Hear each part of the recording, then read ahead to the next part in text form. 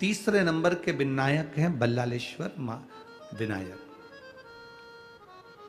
बल्लालेश्वर विनायक जो तीसरे नंबर पर हैं, ये हमारी विश्वास की दृढ़ता को प्रबल करने वाले हैं। एक सेठ और एक सेठानी जिनका बेटा बल्लाल,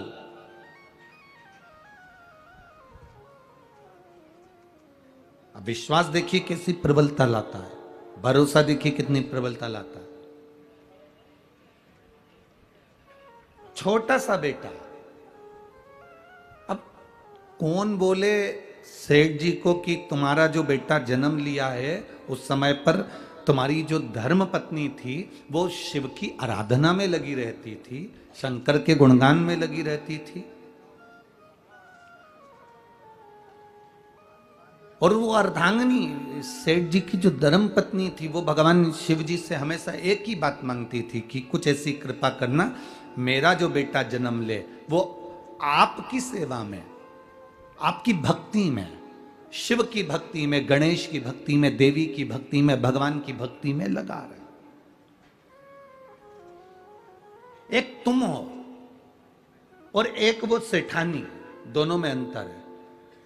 आज के जमाने में नारी का अगर गर्भ ठहरता है ना, तो वो पहले से विचार करती है मेरे बेटे को मैं डॉक्टर बनाऊंगी, दूसरा सोचता है मेरे बेटे को इंजीनियर बनाऊंगी, तीसरा सोचता है मैं अपने बेटे को कलेक्टर बनाऊंगी।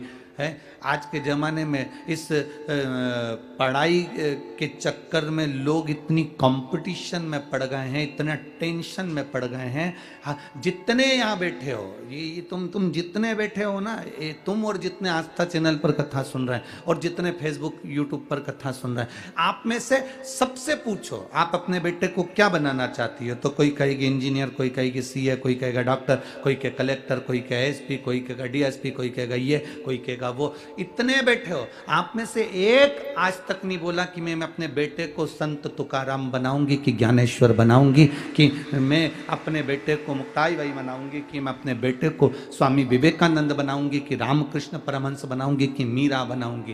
पहले के लोग अपने बच्चे को संत बनाने का, साधु बनाने का, उसको श्रेष्ठ बनाने का प्रयास करते थे। आज के जमाने में जिससे मिलो वो एक ही बात कहता, बेटा पढ़ाई कर रहा है गुरुजी, आशीर्वाद दो डॉक्टर बन जाए।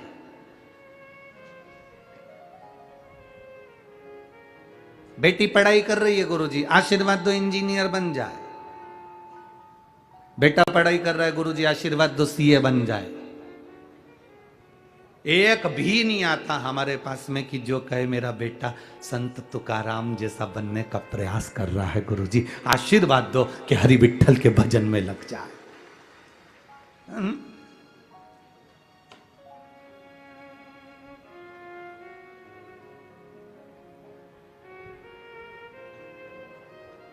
कोई नहीं चाहता।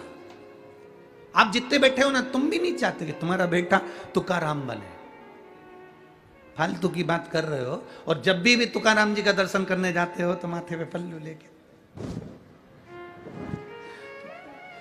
हरि विठ्ठल हरि विठ्ठल। जब जब ज्ञानेश्वर बाबा का दर्शन करने जाओगे, बाबा जी का दर्शन, बस दर्शन कर, गजानन महाराज का दर्शन करने के लिए आप उठ जाओ, दर्शन करो। पर एक नहीं है तुम में से जो कह दे कि मेरे बेटे को मैं संत तुकाराम बनाऊंगी, मैं ज्ञानेश्वर बनाऊंगी, मैं बेटे को मीरा, मैं बेटे को बेटी को कर्मा बना। फालतू की बात। अगर वो रोज रोज सुंदरकांड में चला जाए तो रात्रि को तुम 2-4 धर के उसका कांड कर दो। वो रोज रोज अगर सत्संग में चला जाए, वो रोज रोज कथा सत्संग में जाए, तो तुम क्रोध में आ जाओ।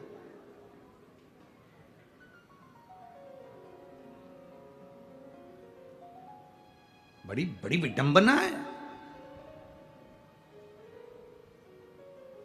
बहुत विडंबना।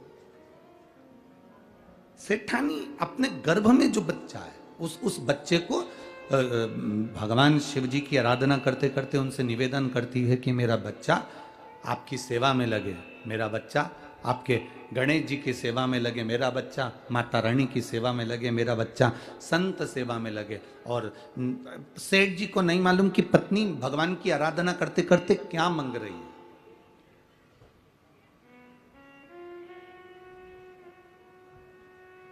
और गर्भ में जो बच्चा था भगवान की कृपा से ऐसा संस्कारवान पैदा हुआ, ऐसा संस्कारवान पैदा हुआ कि वो संस्कारवान ऐसा पैदा हुआ कि अपने माता पिता को प्रणाम करता, उसका नाम बल्लाले। तो वो बल्लाल अपने माता पिता को नमन करता, बड़ा हो गया, विद्याध्ययन करने गया, मन नहीं लगा क्योंकि उसका मन भगवान शंकर की और गणेश की आराधना में लगा था।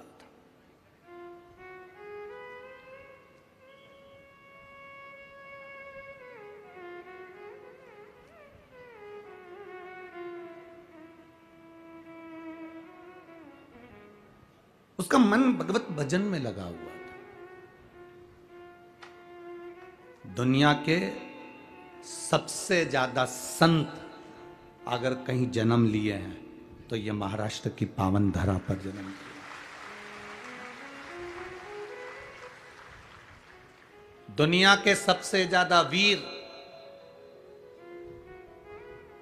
जो मुगलों की सेना के सामने तत्पर खड़े रहे और एक तरफा राज्य स्थापित करा तो यह महाराष्ट्र की भूमि पर वीर पैदा हुए। सनातन धर्म की रक्षा करने वाले भी अगर कहीं पैदा हुए तो इस महाराष्ट्र की भूमि पर पैदा हुए। ये भूमि आप पूरे पूरे दुनिया में कहीं पर भी घूम कर आओ और महाराष्ट्र की पवित्र भूमि पर आना, आप में एक अलग सी एनर्जी आ जाएगी। सबको देखकर कि यहां जो देखो इतना काम में लगा रहता, किसी को फुर्सत नहीं है, सब अपने अपने काम में लगे, सब अपने अपने कार्य में लीन है। अलग से एनर्जी आएगी, अलग से बल मिलेगा, कार्य करने की रुचि आएगी, जागरूकता आएगी।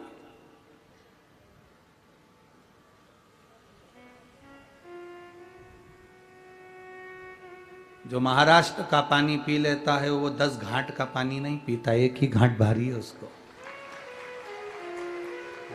साधारण है। महाराष्ट्र की पावर धारा, महाराष्ट्र की पुण्यमय धारा संत की धरा है, महाराष्ट्र की पुण्य धरा सत्य की धरा है, और महाराष्ट्र की पुण्य धरा सनातन धर्म की धरा है।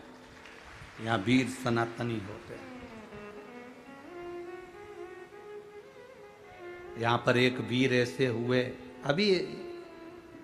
अभी की कथा, यहाँ पुराने वीरता की तो बात ही नहीं कर रहे हम। यहाँ के वीर एक ऐसे हुए, बाला साहिब ठाकरे, बाला साहिब ठाकरे ऐसे वीर हुए जो 1990 में जब उपद्रव मचा कश्मीर में और विरोधियों ने जब विरोध करा और अमरनाथ की यात्रा को रोकने का कहा, तब बाला साहब ठाकरे ने अपनी धाड़ भरी और कह दिया, मुंबई से ही तो निकलोगे तुम भी, अगर वो अमरनाथ की यात्रा रुकी तो मुंबई से जाने वाली सारी यात्रा रोक दी जाएगी, तुम जहां जाना चाहते हो। तब जाकर फिर अमरनाथ की यात्रा प्रारंभ हुई। ये कुछ साधारण है? ये साधारण भूमि है क्या? इसी महाराष्ट्र की पावन धरा से वीर शिवाजी का प्रगट्य है। इसी महाराष्ट्र की पावन धरा से मां अहिल्याबाई का प्रागट्य है। इस वीर भूमि को हम कैसे भूल जाए? संत दिए, साधु दिए, सन्यासी दिए, तपस्वी दिए, वीरता दी, सनातन धर्म दिया। चाहे दुनिया के लोगों ने कितना भी विरोध करा हो, पर यहां सनातन धर्म को हमेशा जागरूकता उत्पन्न कराई गई है और जागरूकता दी गई है, जिससे सनातन धर्म बढ़ता रहे, सनातन धर्म बढ़ता रहे।